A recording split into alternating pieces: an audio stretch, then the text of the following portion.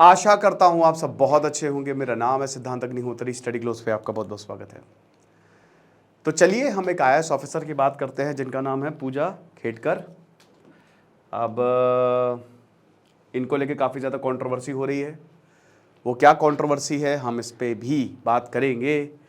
काफ़ी बच्चों ने मुझे कमेंट बॉक्स में मैसेज किया था, सर इनके ऊपर बनाइए, और बहुत सारे न्यूज़ आर्टिकल्स मैंने इंडिया टुडे से लिया, Hindustan Times, India Today, NDTV, हर जगह इनकी न्यूज़ ये छाई हुई हैं। तो क्या है, बात करेंगे इस पे। लेकिन उससे पहले हम, क्योंकि आईएएस की बात कर रहे हैं तो भैया अपने कोर्स की कैसे ना बात करें। 600 रुपये में सिर्फ आंसर राइटिंग कोर्स निकाला। 85% जो आईएएस में यूपीएससी में पूछा जाता है वो आंसर राइटिंग पूछा जाता है।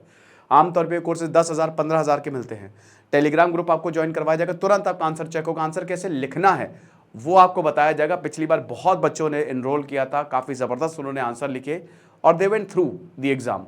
तो इसीलिए मैं ये बोलूँगा कि अगर आप आंसर राइटिंग, चाहे पीसीएस में हो, यूपीएससी, कहीं पे भी अगर आप किसी भी एग्जाम की तैयारी करें जिसमें आंसर राइटिंग है, तो ये कोर्स आप ज्वाइन करिए। इतनी ज़बरदस्त प्रैक्टिस होगी और नॉलेज तो मिलेगी, मज़ा आ जाएगी। तो आ जाइए फटाक से।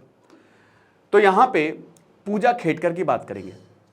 कौन है पूजा खेडकर? 2022 में जो यूपीएससी एग्जाम हुआ था उसमें इनकी 841 रैंक आई थी। तो बोलेंगे सर इनको आईएएस कैसे मिल गया? ये तो लगभग 100 टॉप 100 में जो होते हैं उन्हीं को ही लवासना मिलता है। गया था अभी मैं मसूरी, मजा ही आ जाती है यार, कुछ भी कहो लवासना। ठीक है, वो बुद्धा टेम्पल से जब आप जाते हो ना तो साइड में लवासना पड़ता है। तो ऐसे कैसे 841 रैंक पे लवासना मिल गया, ये भी बात करेंगे कि ऐसा क्यों मिला। तो महाराष्ट्र में अभी ये प्रोबेशन पीरियड पे है। आपको पता है ना कि जब आप आईएएस निकालते हो तो पहले तो आपकी ट्रेनिंग होती है और उसके बाद फिर आपको प्रोबेशन पीरियड पे भेजा जाता है, फिर आपको एसडीएम को भार दिया जाता है, राइट। और उसके बाद 4 साल 5 साल बाद आपको डीएम बनना मतलब लंबा सफ़र है। ठीक है, मेन वैसे तो सेक्रेटरी ही होता है, मेन वैसे तो फील्ड वर्क होता है, सबसे ज़बरदस्त फील्ड वर्क होता है। ठीक है ना, आप पब्लिक सर्वेंट हो तो पब्लिक से बात करिए, तभी मज़ा है। तो अब यहाँ पे कंट्रोवर्सी इसलिए हो गई है क्योंकि सबसे पहली बात तो इनके ऊपर आरोप लगाए कि इन्होंने अपनी पावर का मिसयूज़ किया। ठीक है, इनकी पर्सनल ऑडी कार है। ठीक है, अब इस पर तो हम कुछ नहीं कहेंगे भाई, पर्सनल है, ऑडी कार है। वीआईपी रजिस्ट्रेशन चाहिए, वेरी इंपॉर्टेंट पर्सन रजिस्ट्रेशन चाहिए। इमरजेंसी लाइट चाहिए, एक लाल बत्ती चाहिए, और व्हीकल वही कह रहे हैं कि महाराष्ट्र गवर्नमेंट उस पर लिखा हो। तो ये बात हुई थी। 841वीं इनकी रैंक आई है, 841st रैंक यूपीएससी 2022 के एग्जाम में आई थी। अब बात क्यों, कैसे इनको आईएएस मिला? तो इन्होंने, इनके ऊपर यह भी आरोप लगाया कि इन्होंने फेक सर्टिफिकेट से जो हैं ये जमा किए यूपीएससी में। अब ये तो बहुत गंभीर आरोप है। यूपीएससी कैसे हो गया? मतलब अगर फेक सर्टिफिकेट जमा किए तो यूपीएससी एक ऐसा एग्जाम है जो इसकी मतलब वो एक बाकी एग्जामों के लिए एक मिसाल है, मिसाल देने वाला एग्जाम की सबसे शानदार यूपीएससी का एग्जाम होता है और बहुत बढ़िया तरीके से यूपीएससी उस एग्जाम को कंडक्ट करवाता है क्योंकि एडमिनिस्ट्रेशन के लिए होता है वो।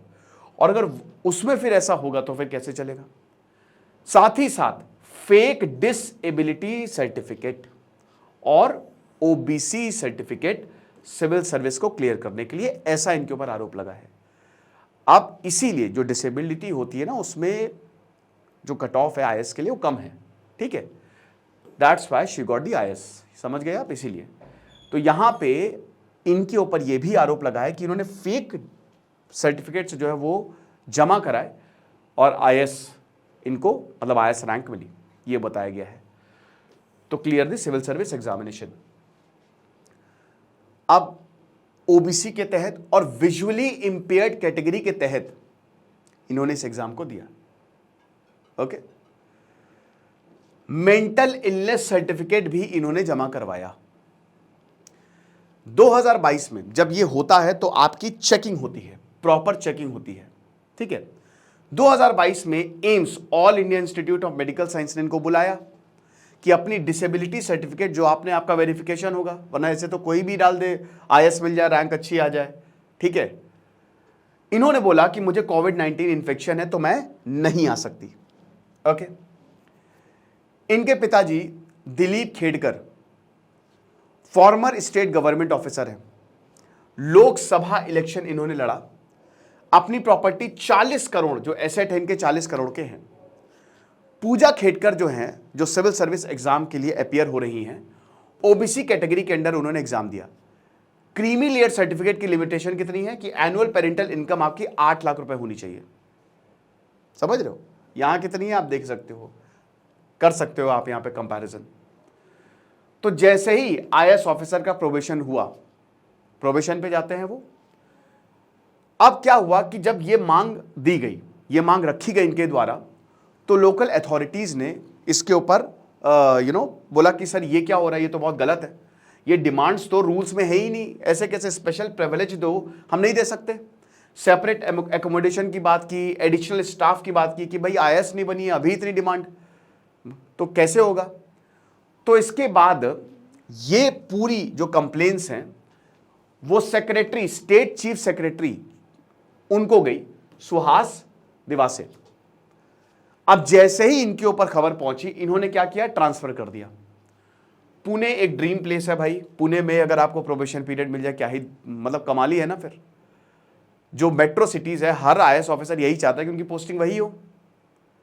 तो पुणे से इनको वाशिम डिस्ट्रिक्ट जो है वो भेज दिया गया, जहां पे असिस्टेंट कलेक्टर का रोल इन्होंने अदा किया, मतलब इनको दिया गया है, और अपना प्रोबेशन पीरियड जो है वो कंप्लीट करेंगी अगले साल 2025, जुलाई 2025 में इनका प्रोबेशन पीरियड जो है वो कंप्लीट होगा। तो काफ़ी ज़्यादा इस पर बवाल हो रहा है, डिबेट हो रही है एडमिनिस्ट्रेटिव सर्कल, सोशल मीडिया में बहुत ज़्यादा इनके ऊपर बात चल रही है कि भाई ये क्या है, मतलब गाइडलाइंस जो हैं वो जब आप प्रोबेशन पीरियड पे होते हो तो आपको पर्क्स एंड प्रिविलेजेस नहीं मिलते हैं, समझ रहे हो। लेकिन मुझे क्या लगता है, मैं आपको जैसे ये तो केस है, ठीक है, आरोप प्रत्यारोप लगे हैं इनके ऊपर, मेरा एक दो चीज़ें मुझे समझनी है। पहली बात, आप सिविल सर्वेंट हो, ठीक है, आप नौकर हो जनता के, आप किस लिए यूपीएससी में आए हो? आप ये पर्क्स के लिए आए हो तो काम हो चुका, आपको ये पर्क्स मिलते हैं, सरकार आपको प्रोटेक्ट करती है। लेकिन आपका पहला जो, वैसे सब बहुत सारे सिविल सर्वेंट कमाल का काम कर रहे हैं, जो आपका पहला एम होना चाहिए वो लोगों के प्रति होना चाहिए, ना कि सहूलियत के प्रति, ठीक है। दूसरा पॉइंट ये है कि मुझे लगता है कि सरकार को कुछ ऐसा करना चाहिए कि अगर मान लीजिए, एक तो जांच बैठा देनी चाहिए।